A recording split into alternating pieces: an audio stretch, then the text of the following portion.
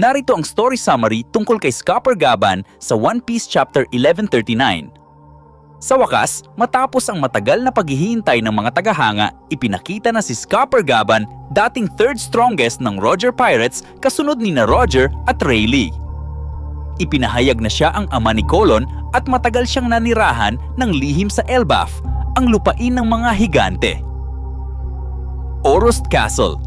Sa pagdating ni Luffy at ng kanyang grupo sa Elbaf, nagkaroon sila ng pagkakataong makilala si Gaban na ngayon ay nagtatago sa ilalim ng alias. Naging mahalaga ang kanyang papel bilang isang mentor at posibleng may hawak ng mga impormasyon tungkol sa Void Century at sa nakaraang paglalakbay ni Roger. Mga nakaraang labanan. Sa pagusbong ng kwento, binanggit ni Gaban ang mga dating laban nila kasama ang Roger Pirates at ang mga sikreto ng Grand Line na posibleng makatulong kay Luffy sa kanyang pag-abot sa One Piece. Siya rin ang nagbigay ng babala kay Luffy tungkol sa mga panganib na naghihintay sa kanya kapag nakaharap na niya si Shanks at Loki na parehong nasa Elbaf. Paglalantad ng kasaysayan. Si Gaban ay isa sa mga susi para maunawaan ang mga nakaraang kaganapan at ang tunay na layunin ng Roger Pirates. Narito ang detalyadong eksena ng pagkikita ni Luffy at Scopper Gaban sa One Piece Chapter 1139.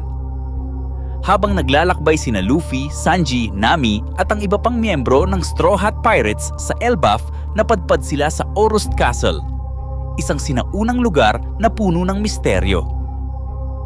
Dito nila natagpuan ang isang matandang lalaki na nakasuot ng balabal, nagtatago sa lilim ng isang malaking puno. Luffy: "Hoy matanda, sino ka? May kilala ka bang nagngangalang Roger?" Biglang napatingin ang matanda at ngumiti. Scopper Gaban: "Matagal ko nang hindi naririnig ang pangalang iyon, mukhang ikaw ang nagmana ng apoy na kanyang iniwan." Napatigil si Luffy, ramdam ang bigat ng presensya ni Gaban. Si Nami at Sanji ay nagulat din, napansin ang kakaibang aura ng lalaki. Sanji: "Wait, siya ba ang Scopper Gaban ng Roger Pirates?" Tumango si Gaban at nagpakilala ng formal, sabay kwento ng kanyang nakaraan kasama si Roger at Rayleigh.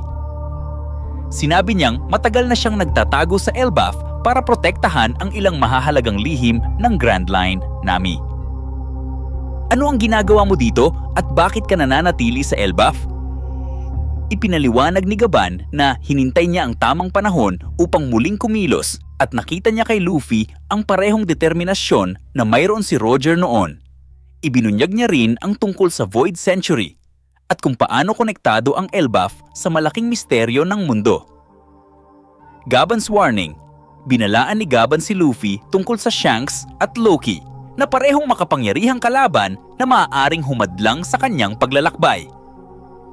Sinabi niya kay Luffy na malapit na niyang makita ang pinakahuling piraso ng puzzle patungo sa One Piece. Ngunit kailangan niyang maging handa sa anumang mangyayari. Luffy: "Yosh, hindi ako natatakot. Kung si Shanks at Loki ang kailangan kong harapin, gagawin ko." Ngumiti si Gaban, nakikitang malakas ang loob ng bagong henerasyon. Cliffhanger. Sa pagtatapos ng eksena, sinabi ni Gaban kay Luffy na ihahanda niya ang Straw Hat Crew para sa susunod na labanan at tinawag ito bilang The Ultimate Trial of Elbaf.